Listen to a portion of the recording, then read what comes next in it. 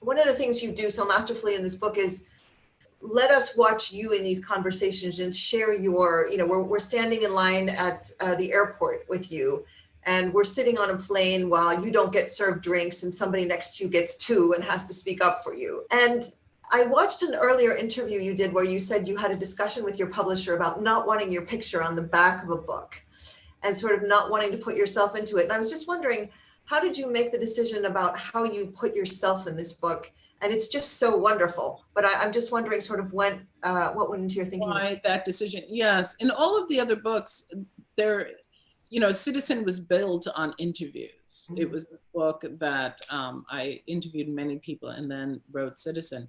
With this book, the thing that I realized in Citizen is when I take your story, when I talk to you, and I can't then build an interior life for you without crossing a boundary that I'm not comfortable crossing. Because you'll later say, but I wasn't thinking of that. I didn't, that's not exactly right, Claudia. And so in order to do justice, I thought, Claudia, I am going to have to be in there. In order to build the interior life of the person who is part of this interaction, it has to be you. Or it's absolutely wonderful. And at the same time, we're conscious of the fact that we can't know what it feels like to be you.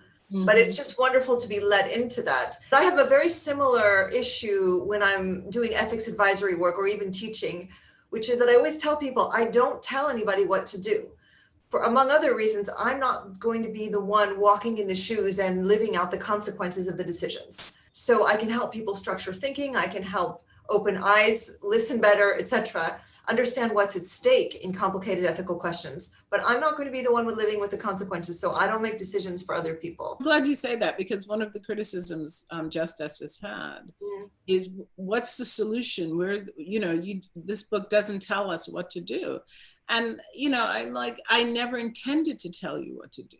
I intended to show a process that you can enter and to give the book as much openness for you to go where you need to go to think about these things. Mm-hmm. But it's not a prescription.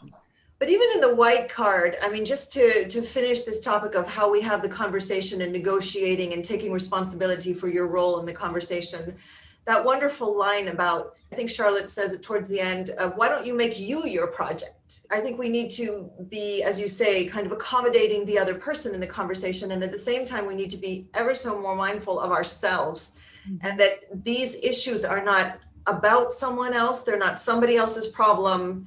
We're all in this. We're all creating this. In Robin DiAngelo's terms, we're all part of this system.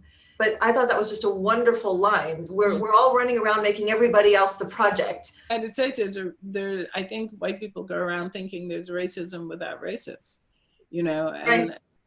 And you're like, how is that possible? No.